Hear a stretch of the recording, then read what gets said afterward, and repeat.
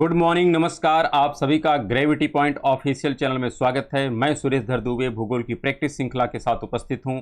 यह प्रैक्टिस श्रृंखला विशेष तौर पर समुद्र विज्ञान के संबंध में पूछे गए प्रश्नों पर आधारित है। चैनल को सब्सक्राइब, लाइक एवं शेयर करने के लिए आप सभी का धन्यवाद।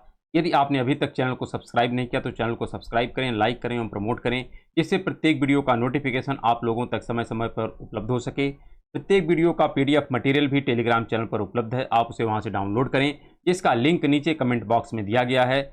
इस प्लेटफॉर्म के माध्यम से आप लोगों को प्रैक्टिस सीरीज मिल रही है, साथ में इन्वायरमेंट इकोलॉजी की सीरीज है, मानचित्र द्वारा विश्व के भूगोल की सीरीज, और साथ में हम देखते हैं कि कुछ कॉन्सेप्ट सीरीज है ज्योग्राफी की, उस पर भी हम चर्चा कर रहे हैं, और साथ साथ में आपको कुछ क्वेश्चन के क्विज भी मिल रहे हैं। तो आप इन सभी सीरीज का भरपूर लाभ उठाएं और अपने एग्जाम को बेहतर करने का पूरा प्रयास करें।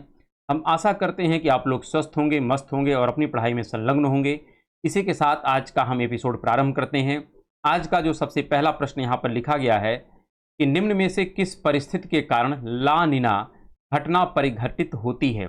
यहाँ पर प्रश्न क्या पूछा है, किसके विषय में? तो ला नीना के विषय में पूछा है। ध्यान रखिएगा, ला नीना। तो ला नीना की घटना क्या होती है? तो अगर हम बात करें, यह अगर प्रशांत महासागर है तो प्रशांत महासागर का यह किनारा होता है पूर्वी और यह किनारा है पश्चिमी अर्थात वेस्ट, और यह है अमेरिका, मतलब उत्तरी अमेरिका और दक्षिणी अमेरिका। तो यहाँ पर ला नीना का तात्पर्य होता है, पहले तो यल नीनो का तात्पर्य होता है यहाँ का टेम्परेचर जो है औसत से बहुत ज़्यादा हो जाता है तो उसको कहते हैं यल नीनो। लेकिन जब इसका टेम्परेचर पुनः औसत से कम हो जाता है, क्या हो जाए, टेम्परेचर औसत से कम हो जाए, तो यह घटना कहलाती है ला नीना। क्या कहलाती है? ला नीना। यह घटना है यल नीनो का। किसका है? यल नीनो का। और नीचे वाली जो घटना है यह किसकी है? ये है ला नीना की। तो आइए अब समझते हैं। यहाँ पर पहला जो विकल्प लिखा है, मध्य और पूर्वी प्रशांत महासागर के ऊपर हवा के दबाव का कम होना, अर्थात यह अपर एटमॉस्फेयर की बात कर रहा है। खैर, और प्रश्नों को पढ़ते हैं। यहाँ पर विकल्प जो दिया गया है, फिर लिखा है पश्चिमी प्रशांत क्षेत्र के ऊपर कमजोर उच्च दाब प्रणाली द्वारा सामान्य दाब स्थिति को स्थानांतरित करना, यह भी अपर एटमॉस्फेयर की बात कर रहा है। फिर लिखा है मध्य और पूर्वी प्रशांत क्षेत्र में असामान्य रूप से ठंडे जल का जमाव जिसकी परिणत काफ़ी तेज व्यापारिक पवनों के रूप में होती है। क्या यह सही है या गलत? यह सही है, क्योंकि जो मध्य और पूर्वी प्रशांत है, ये प्रशांत का ही पार्ट है, वो भी दक्षिणी है। यहाँ का जब टेम्परेचर औसत से ज़्यादा कम हो जाता है, इसका परिणाम ये होता है कि जो अब व्यापारिक पवन होगी, यह व्यापारिक पवन काफ़ी प्रबल रूप से आगे बढ़ती है। इसका तात्पर्य है यही आपका विकल्प सही हो जाए, 3 नंबर। चलिए अगला यहाँ पर प्रश्न लिखा गया है, मिलान पर आधारित है। यहाँ पर एक तरफ जलधाराएं हैं और एक तरफ स्थान है कि कौन सी जलधारा कहाँ से संबंध रखती है। जैसे लिखा है लेब्राडोर की जलधारा हमने आपसे डिस्कस किया था कि उत्तरी अमेरिका महाद्वीप का जो कनाडा और यूएस का पार्ट जहाँ पर न्यू फाउंडलैंड है, वहीं पर लेब्राडोर की जलधारा है, अर्थात इसका संबंध कनाडा के पूर्वी तट से है। किससे है? कनाडा के पूर्वी तट से है। फिर लिखा आयोसियो की धारा। आयोसियो की धारा ये कहाँ पर है, इसके विषय में भी हमको ध्यान रखना है। साथ में लिखा है कनारी। अब कनारी जो है यह मोरक्को अर्थात अफ्रीका का पार्ट है, जो मोरक्को का पश्चिमी तट है वहाँ पर है कनारी। बेंगुला की धारा कहाँ पर है? तो बेंगुला हम कह सकते हैं दक्षिणी अफ्रीका का जो पश्चिमी तट है। कौन सा? दक्षिणी अफ्रीका का पश्चिमी तट, यहाँ पर मिलती है बेंगुला की ठंडी जलधारा है। इसी प्रकार जो लिखा आयोसियो की धारा, आयोसियो की धारा का यहाँ पर लिखा है कोरिया का जो पूर्वी तट है, अर्थात इसका संबंध किससे है? तो प्रशांत महासागर से है। किससे है? प्रशांत महासागर से है। तो आप इस आधार पर अगर विकल्पों का चयन करें तो हो जाएगा थर्ड, फिर इसके पश्चात 4, तो 3, 4, फिर 1 और 2, अर्थात यहाँ पर सी आंसर सही हो जाएगा। अगला यहाँ पर प्रश्न लिखा है, निम्नलिखित महासागरीय धाराओं में कौन गर्म धारा है? अर्थात पेरू या हम्बोल्ट जो यहाँ पर चलती है, अर्थात पेरू के तट पर, यह कैसी जलधारा है? तो यह ठंडी है। फिर लिख रहा है पूर्वी ऑस्ट्रेलिया की धारा, अर्थात ऑस्ट्रेलिया के इस तट पर जो जलधारा चलती है यह गर्म है। कैसी है? यह गर्म है। लेकिन इस तट पे जो जलधारा चलती है कैसी है? ठंडी है। तो वैसे किसी भी महाद्वीप के पश्चिमी तट पर जो जलधारा चलती है वह ठंडी ही स्वभावता होती है, और पूर्वी तट पर जो चलती है वो कैसी होती है? गर्म होती है। यहाँ पर लिखा कैलिफोर्निया की धारा। तो कैलिफोर्निया की धारा जो इधर वाली है यह भी कैसी स्वभाव में है, यह भी ठंडी है। हम्बोल्ट वाली कैसी थी, ये भी ठंडी है, पेरू वाली या हम्बोल्ट वाली। जो क्यूराइल की धारा है, कौन सी धारा, क्यूराइल। अब ध्यान रखिएगा क्यूराइल की धारा इस तरफ से आती ऐसे, ये है क्यूराइल, और नीचे की तरफ से जो ऊपर जाती है इसका नाम है क्यूरोसियो। तो क्यूरोसियो ए वाली है, नीचे से जो ऊपर जाती है ये है क्यूरोसियो, और जो ऊपर से नीचे की तरफ आती है इसका नाम है क्यूराइल। तो क्यूराइल जो है ये भी ठंडी है, कैसी है, ठंडी है। तो इस आधार पर केवल एक ही जलधारा गर्म मिली, और वो कौन सी है, पूर्वी ऑस्ट्रेलिया की जलधारा। एक गर्म है, शेष सभी जलधाराएं कैसी हैं, ठंडी हैं। यहाँ पर प्रश्न लिखा है जलधारा है और महासागर है और बताना है, मतलब इसको सुमेलित करना है। जैसे लिखा इरमिंगर, तो इरमिंगर की जो जलधारा है यह जो उत्तरी अटलांटिक ड्रिफ्ट है इसका जो पोर्शन आइसलैंड के बगल से गुजरता है उसी का नाम होता है इरमिंगर। क्या नाम होता है, इरमिंगर। अर्थात इरमिंगर का जो संबंध है यह उत्तरी अटलांटिक महासागर से है। ठीक है, फिर लिखा अगुलहास। अगुलहास की जो जलधारा है यही मोजाम्बिक की धारा जब नीचे की तरफ जाती है इसी का नाम होता अगुलहास की धारा, अर्थात इसका संबंध हिंद महासागर से। इसी प्रकार अगर हम देखें अल्यूशियन, तो अल्यूशियन जो है एक ट्रेंच है और अल्यूशियन एक जलधारा है, यह प्रशांत महासागर की है। यहाँ पर जो जलधारा चलती है इस तरह से, इसी का नाम है अल्यूशियन की जलधारा, अर्थात अल्यूशियन का संबंध प्रशांत महासागर से। किससे है, प्रशांत महासागर से है। फिर लिखा है फॉकलैंड। अब फॉकलैंड की जलधारा यहाँ पर चलती, ये है फॉकलैंड, ये जलधारा है फॉकलैंड की, ये ठंडी जलधारा है, अर्थात इसका संबंध है दक्षिणी अटलांटिक महासागर से। तो इस आधार पर आप अगर विकल्पों का चयन करें तो हमारा जो बेहतर आंसर होगा ये हो जाएगा 4, 3, 1, 2, 4, 3, 1, 2, अर्थात यहाँ पर सी विकल्प सही हो जाएगा। चलिए अगला प्रश्न। अगला प्रश्न यहाँ पर लिखा है टर्बिडिटी के विषय में पूछा है कि कौन सा कथन सत्य नहीं है। तो टर्बिडिटी जो धाराएं होती हैं जल के अंदर तीव्र गति से गिरते अपघर्षित निक्षेप, ये बात तो ठीक है, कोई दिक्कत नहीं है। फिर लिखा है टर्बिडिटी जो धाराएं होती हैं अंतः समुद्री गहरे खड्डों का निर्माण करती हैं, ये भी सही है। लिखा है टर्बिडिटी की उत्पत्ति ब्रह्मांडीय है, गलत है। टर्बिडिटी की उत्पत्ति ब्रह्मांडीय नहीं है बल्कि यह सागरों के अंदर ही उत्पन्न होती है और टेम्परेचर में होने वाले डिफरेंस के परिणाम स्वरूप यह जलधाराएं उत्पन्न होती हैं। इस आधार पर यह गलत है और इसलिए यही हमारा आंसर होगा। देश जो यहाँ पर ऑप्शन लिखे गए हैं सब कहीं न कहीं टर्बिडिटी को ही डिफाइन करते हैं। चलिए अगला यहाँ पर प्रश्न जो लिखा गया है, लिखा है उत्तरी अटलांटिक महासागरीय जो जलमार्ग है यह विश्व का सबसे महत्वपूर्ण जलमार्ग है। ये बात पूरी तरीके से सही है, क्योंकि यूरोप को अगर देखा जाए अमेरिका महाद्वीप से जोड़ने का कार्य यह उत्तरी अटलांटिक महासागर ही करता है। अर्थात अगर कोई जलयान यूरोप से अगर जाना चाहता है उत्तरी अमेरिका महाद्वीप पर तो वह आइसलैंड और ग्रीनलैंड होते हुए जाता है, इसलिए यह सबसे महत्वपूर्ण जलमार्ग है। साथ में यहाँ पर कारण क्या लिख रहा है कि उत्तरी अटलांटिक महासागरीय जो जलमार्ग है यह विकसित एवं विकासशील राष्ट्रों को समीप लाता है, तो गलत है। यह विकसित एवं विकसित को समीप लाता है, ना कि विकसित एवं विकासशील को, क्योंकि इसके दोनों किनारों पर अगर देखा जाए तो विकसित राष्ट्र ही हैं। अगर कनाडा यूएस देखा तो ये भी विकसित में ही आते हैं, और अगर यूरोपियन कंट्री की बात करें तो वह भी विकसित में आते हैं। इस आधार पर यह विकसित एवं विकसित राष्ट्रों को समीप लाता है, अर्थात यह गलत है और यह कथन सही है। तो आंसर हमारा हो जाएगा यहाँ पर बी। क्या हो जाएगा, बी। चलिए अगला प्रश्न देखते हैं। अगला प्रश्न यहाँ पर लिखा गया है सूची 1 को सूची 2 से सुमेलित करें और नीचे दिए गए कूटों में से सही उत्तर का चयन करें। जैसे लिखा है ज्वार, तो ज्वार हम किसे कहते हैं, तो जल का जो सर्वाधिक उतार चढ़ाव होता है उसे हम कहते हैं ज्वार। ठीक, फिर लिखा है सुनामी, तो सुनामी क्या है, जो सागर के नितल पर भूकंपीय गतिविधियों से जब जल में कुछ तरंग उत्पन्न होती है तो उसी को हम कहते हैं सुनामी। तो सुनामी का संबंध होता है भूकंप का समुद्र के तल पर आना।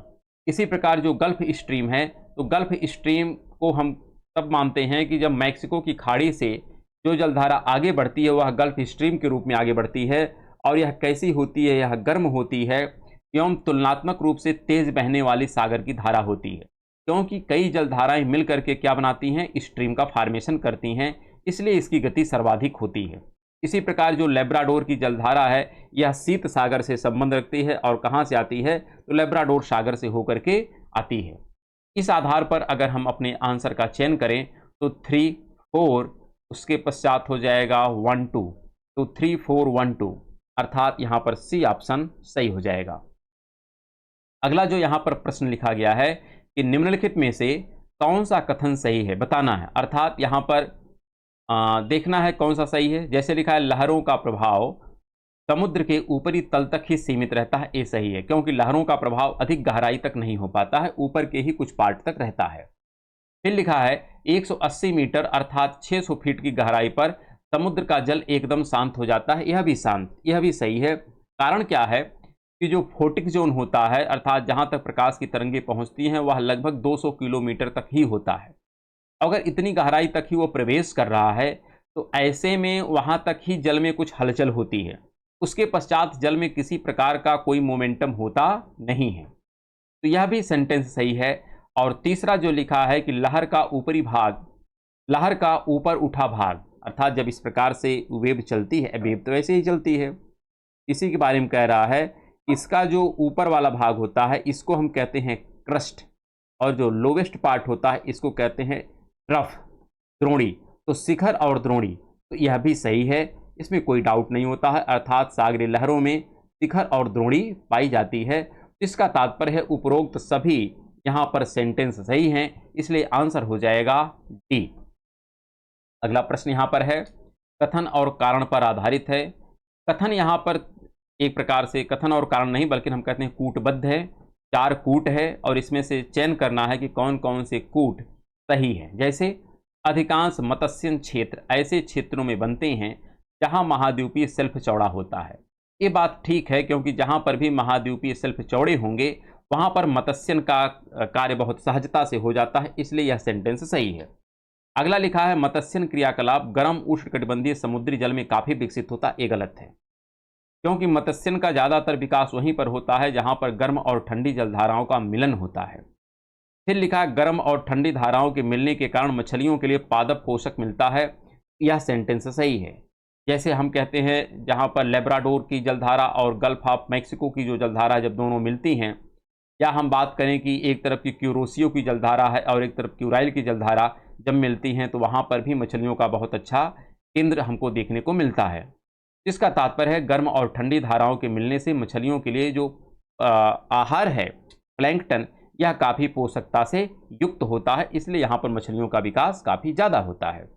चौथा लिखा है भारत में अंतर्देशीय मत्स्यन उद्योग अन्य प्रकारों से अधिक महत्वपूर्ण है, क्या यह सही है गलत? ये पूरी तरीके से सही नहीं है। इस आधार पर जो हमारा आंसर हो जाएगा यह पहला और तीसरा होगा, अर्थात ऑप्शन होगा सी।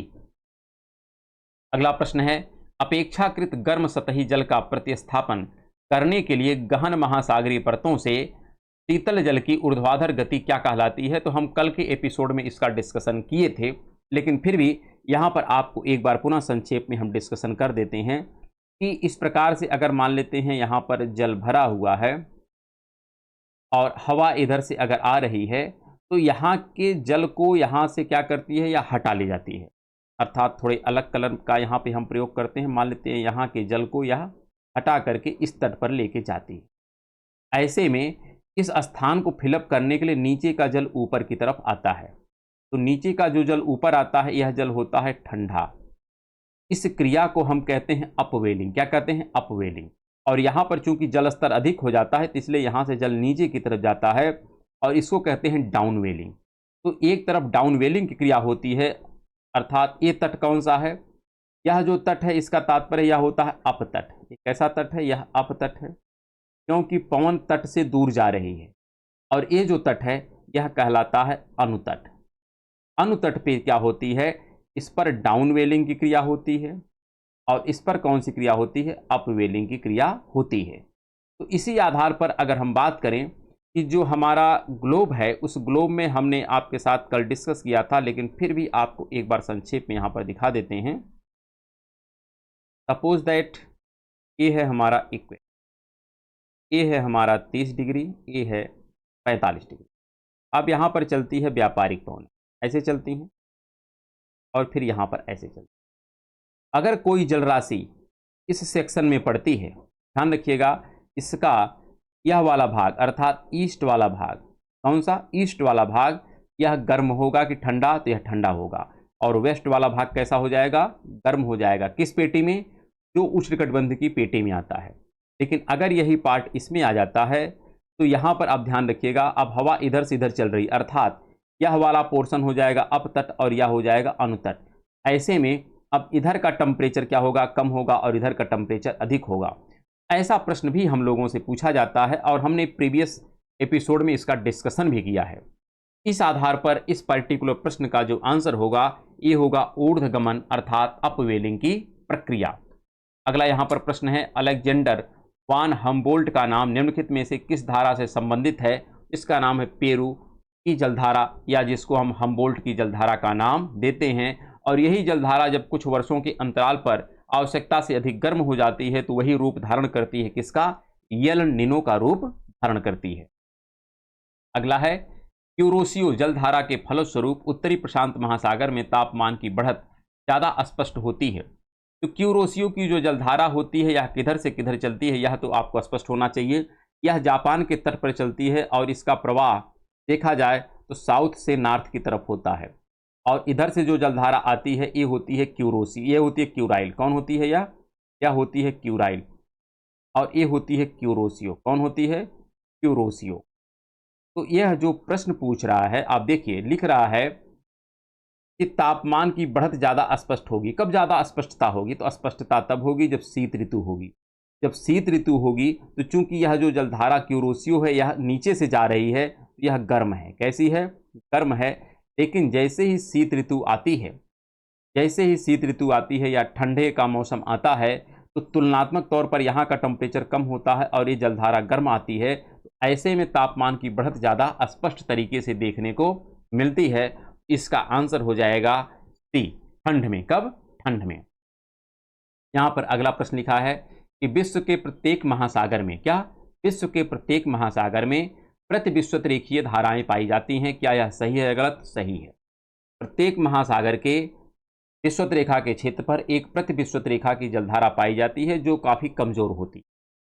साथ में यहाँ पर कारण क्या लिख रहा है कि प्रतिविश्वत रेखीय धाराएं विश्वत रेखीय धाराओं द्वारा महासागर के पूर्वी भाग में जल के पुंजित करने से उत्पन्न होती हैं। यह गलत है।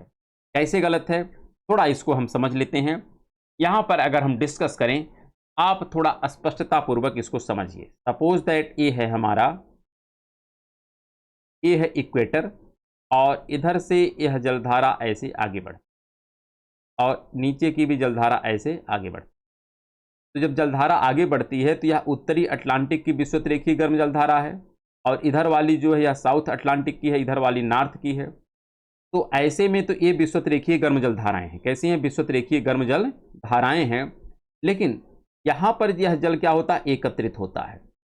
जल एकत्रित होता है तो फिर इसी के परिणाम स्वरूप इधर से इधर एक जल धारा चलने लगती है जिसको कहते हैं प्रति विश्वत रेखीय की गर्म जल धारा।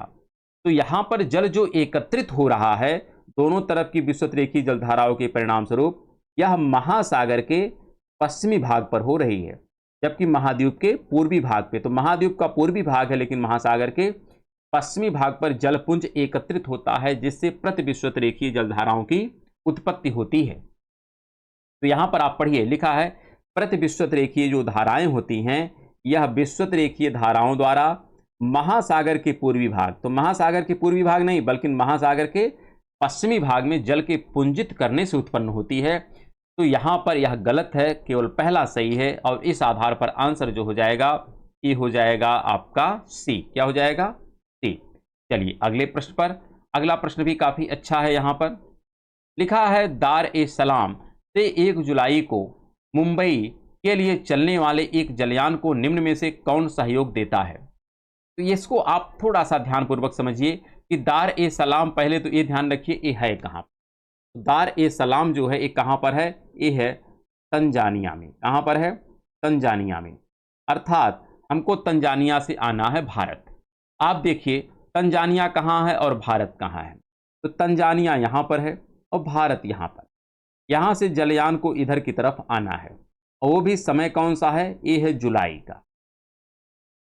तो ऐसे में इस समय यहाँ पर चलती है दक्षिण पश्चिम मानसून चलता है। क्या चलता है, यह जो ड्यूरेशन होता है इस समय दक्षिण पश्चिम मानसून का ड्यूरेशन होता है और दक्षिण पश्चिम मानसून के परिणाम स्वरूप जो उत्तरी अटलांटिक की जलधाराएं होती हैं यह पूरी तरीके से नियंत्रित होती हैं। अर्थात उत्तरी हिंद महासागर की, अटलांटिक नहीं बल्कि उत्तरी हिंद महासागर की जो जलधाराएं होती हैं या मौसम में परिवर्तन के साथ बदल जाती हैं। इसलिए यहाँ पर जो पूछा गया कि दार ए सलाम से 1 जुलाई को मुंबई के लिए चलने वाले एक जलयान को निम्न में से कौन सहयोग देता है, इस समय मेडागास्कर से भारतीय उपमहाद्वीप की तरफ जो जलधारा चलती है उस जलधारा पर किसका प्रभाव होता है, तो दक्षिण पश्चिम मानसून का प्रभाव होता है। और इसी के परिणाम स्वरूप हम दार ए सलाम से मुंबई के लिए सहजतापूर्वक जाते हैं, अर्थात हमको सहयोग मिलता है। इसका आंसर हो जाएगा दक्षिण पश्चिम मानसूनी प्रवाह। अगला प्रश्न यहां पर है, ब्रिटिश द्वीप समूह में सम जलवायु रहती है, अर्थात ये कह रहा है कि जो ब्रिटिश द्वीप समूह है, ए वाला पार्ट, यहाँ का जो टेम्परेचर है यह सम रहता है। क्या रहता है? सम रहता है। इसके लिए कौन उत्तरदायी है? जबकि यह पोलर क्षेत्र के आसपास है, कह सकते हैं उच्च अक्षांश में है, तो स्वाभाविक तौर पर यहाँ का टेम्परेचर कम होना चाहिए, लेकिन फिर भी यहाँ का टेम्परेचर कैसा है? यहाँ की जलवायु सम है। इसके लिए कौन उत्तरदायी है, यही हमको जवाब देना है। कह रहा है लेब्राडोर के कारण, तो लेब्राडोर तो यहाँ पर है, और लेब्राडोर के कारण जलधारा ठंडी होती है, ना कि गर्म होती। फिर लिखा है क्यूरोसियो, तो क्यूरोसियो की जो जलधारा है ये कहाँ पर चलती है? यह जापान के इस तट पर चलती है, तो इसका भी कहीं से कोई रोल नहीं है। गल्फ ऑफ स्ट्रीम, तो गल्फ ऑफ स्ट्रीम तो यहाँ पर चलती है, जो अंत में जाके लेब्राडोर से मिलती है। लेकिन लेब्राडोर और गल्फ ऑफ स्ट्रीम मिलने के पश्चात जब यह जलधारा आगे बढ़ती है, इसका नाम होता है उत्तरी अटलांटिक ड्रिफ्ट। और यही उत्तरी अटलांटिक जो ड्रिफ्ट होता है, यही इस ब्रिटिश द्वीप समूह को क्या करता है? सम जलवायु प्रदान करता है। और इसी उत्तरी अटलांटिक ड्रिफ्ट के परिणाम स्वरूप ही हमने आपसे डिस्कस किया था कि जो यहाँ पर नॉर्वे, स्वीडन और फिनलैंड है, यहाँ की भी जलवायु सम जलवायु जैसी ही पाई जाती है। इसलिए इसका बेहतर आंसर हो जाएगा डी। अगला प्रश्न यहाँ पर है, अर्थात हमको बताना है कि निम्न में से कौन सा कूट सही नहीं है। अर्थात यहाँ पर सभी कूट सही हैं, सिर्फ एक कूट है जो गलत है, और उसी की पहचान करना है। जैसे लिखा है सुसीमा, सुसीमा की जो जलधारा है यह जापान के पास चलती है। लेकिन ध्यान रखना है, आपको एक तथ्य यहाँ पर और हम स्मरण दिलाते हैं कि जापान का एक तट होता है ए वाला, इधर जो चलती है इसका नाम तो है क्यूरोसियो, लेकिन जो अंदर की तरफ जाती है जापान सी में चलती है, इसका नाम है सुसीमा। तो सुसीमा जो है यह जापान के पश्चिम में चलती है और क्यूरोसियो जापान के पूर्व में चलती है। ये तथ्य आपको ध्यान रखना है। यहाँ पर लिखा है सुसीमा जापान के संबंध में है, तो ठीक है, कोई दिक्कत नहीं, जापान से इसका संबंध है। फिर लिखा है आयोसियो, आयोसियो का संबंध हिंद एशिया से लिखा है, तो हिंद अर्थात हिंद महासागर से इसका संबंध नहीं है। आयोसियो का संबंध प्रशांत महासागर से, किससे है? प्रशांत महासागर से है। और इस आधार पर यह हमारा मिलान क्या है? गलत है। तो यही हमारा आंसर होगा। देश जो लिखा है अगुलहास, अगुलहास मोजाम्बिक की है, तो ठीक है, कोई दिक्कत नहीं, क्योंकि मोजाम्बिक के पश्चात यह अगुलहास की जलधारा प्रारंभ होती है। बेंगुला की जो जलधारा है यह नामीबिया के बगल में गुजरती है, क्योंकि यहाँ पर नामीबिया का मरुस्थल है और इसी के बगल से जो जलधारा गुजरती है इसका नाम होता है बेंगुला। और यहाँ पर मोजाम्बिक के बगल से जो जलधारा गुजरती है इसका नाम होता है अगुलहास। यह आपको ध्यान रखना है। तो और इस आधार पर आंसर हमारा होगा बी। और अगला जो प्रश्न यहाँ पर है, निम्नांकित धाराओं में किसका पड़ोसी तट पर, क्या पड़ोसी तट पर गर्म प्रभाव पड़ता है? तो यहाँ पर जो जलधारा गर्म होगी वही जहाँ पर जाएगी वहाँ के टेम्परेचर को बढ़ा देगी। जैसे लिखा है बेंगुला, तो बेंगुला की जो जलधारा है ये कैसी है? क्या है ठंडी है या गर्म है, ये हमको समझना है। तो बेंगुला की जलधारा ऐसे चलती है तो यह तो ठंडी है, तो ठंडी है तो यह कहीं से पड़ोसी तट को तो गर्म कर नहीं सकती। फिर लिखा है कनारी, कनारी तो इधर से इधर आती है, तो कनारी भी तो स्वभाव में ठंडी है, या भी गर्म नहीं कर सकती। फिर लिखा अगुलहास, अगुलहास इस प्रकार से नीचे की तरफ आता है, तो अगुलहास जो है यह गर्म जलधारा है। कैसी जलधारा है? यह गर्म जलधारा है। तो गर्म है तो कहीं न कहीं मोजाम्बिक को यह गर्म करने का कार्य करेगी। और ओयासियो, ओयासियो हम किसको कहते हैं? यही जो क्यूराइल वाली जलधारा है। कौन सी? क्यूराइल, ध्यान रखिएगा, क्यूराइल वाली जलधारा को ही हम क्या नाम देते हैं? ओयासियो नाम देते हैं। तो यह भी एक ठंडी जलधारा है। कैसी जलधारा है? ठंडी जलधारा है। सिर्फ अगुलहास की जो जलधारा है ये गर्म है, और इसी आधार पर हमारा जो आंसर हो जाएगा कि क्या हो जाएगा? अगुलहास की जलधारा जो कैसी है? गर्म है। चलिए यहाँ पर आंसर होगा सी। और अगले प्रश्न की तरफ चलते हैं। अगला प्रश्न यहाँ पर कथन और कारण पर आधारित है। कथन यहाँ पर है कि ब्रिटिश द्वीप समूह के बंदरगाह जाड़ों में जमते नहीं है, इसके पीछे क्या कारण है। ये बात सही है कि जो ब्रिटिश द्वीप समूह के बंदरगाह है ये जाड़ों में नहीं जमते हैं। इसके पीछे कारण यही है कि जो उत्तरी अटलांटिक ड्रिफ्ट है इसके परिणाम स्वरूप यहाँ का टेम्परेचर उतना घट नहीं पाता। यही लिखा है कि ब्रिटिश द्वीप समूह उत्तरी अटलांटिक ड्रिफ्ट के प्रभाव में आते हैं और इसी के परिणाम स्वरूप यहाँ पर हम कहते, अच्छा ये हमने पहला वाला जाड़े में जमते नहीं, ये तो सही है ना, तो फिर हमने गलत क्यों काटा, अर्थात ये तो सही है, ये भी सही है। तो यहाँ पर कथन भी सही है, कारण भी सही है, और इस आधार पर कारण जो है कथन की व्याख्या भी कर रहा है, तो आंसर क्या हो जाएगा, ए हो जाएगा। क्या हो जाएगा, ए हो जाएगा। और अगला प्रश्न यहाँ पर है, निम्न में से कौन सा जल डमरू मध्य काला सागर और मरमरा सागर को जोड़ता है। तो यहाँ पर आपको ये दिखाई पड़ रहा है काला सागर है, और यहाँ पर ये छोटा सा जो सागर है यह है मरमरा सागर, और इन दोनों के मध्य में एक जलसंधि है जिसका नाम है बॉस्फोरस की जलसंधि। इसका होगा बॉस्फोरस की जलसंधि, जो किसको किसको जोड़ती है, तो यह काला सागर और मरमरा सागर को जोड़ती है। शेष चर्चाएं भी हम लोग कालक्रम में करेंगे। इसमें जो हम मानचित्र द्वारा विश्व के भूगोल की सीरीज पढ़ रहे हैं उसमें हम इन सब टॉपिकों की चर्चा अलग से कर रहे हैं, तो आप उस सीरीज का भी भरपूर लाभ उठाएं। यहाँ पर जो अगला प्रश्न है, उस समुद्र का नाम बताओ जिसमें उत्तरी भूमध्य रेखीय धारा ऋतु के अनुसार अपनी दिशा बदलती है। तो यह हिंद महासागर है, क्योंकि हिंद महासागर की जो जलधाराएं हैं वो भी उत्तरी हिंद महासागर की, यह ऋतु में परिवर्तन के साथ अपनी दिशा में परिवर्तन कर देती हैं। तो इस आधार पर आंसर होगा सी। और अगला प्रश्न यहाँ पर है कि महासागरीय धाराओं की उत्पत्ति में निम्न में से किसकी कोई भूमिका नहीं होती है, अर्थात महासागरीय जो धाराएं होती हैं इसकी उत्पत्ति में किसकी किसकी भूमिका है। पहले तो ये जानिए, पृथ्वी का जो परिक्रमण है, नहीं बल्कि परिभ्रमण अर्थात घूर्णन, परिभ्रमण को हम क्या कहते हैं, घूर्णन। तो घूर्णन के परिणाम स्वरूप जल धाराओं में एक प्रकार से दिशा और गति जनरेट होती है। साथ में लिखा है सागरीय जल के घनत्व में अंतर, इससे भी कहीं न कहीं जो महासागरीय धाराएं हैं इसमें गति उत्पन्न होती है। वायु की दिशा का भी इस पर पूरा प्रभाव पड़ता है। तापमान का भी प्रभाव पड़ता है, लेकिन तापमान का प्रभाव इन तीनों की तुलना में थोड़ा कम है। वैसे तो सही सब है, क्योंकि तापमान की अधिकता से वाष्पीकरण होता है, वाष्पीकरण होता है तो उससे उसकी डेंसिटी बढ़ती है, अर्थात घनत्व बढ़ता है। तो जलधारा पे इसका प्रभाव तो पड़ता है, लेकिन प्रत्यक्ष प्रभाव नहीं पड़ता है, अप्रत्यक्ष प्रभाव पड़ता है। इस आधार पर हमारा जो आंसर हो जाएगा ये हो जाएगा डी, क्योंकि डी का प्रत्यक्ष प्रभाव नहीं है। ऐसे में आंसर क्या होगा हमारा, डी। अगला प्रश्न है, जापानी लोग किस धारा को काली धारा के नाम से जानते हैं।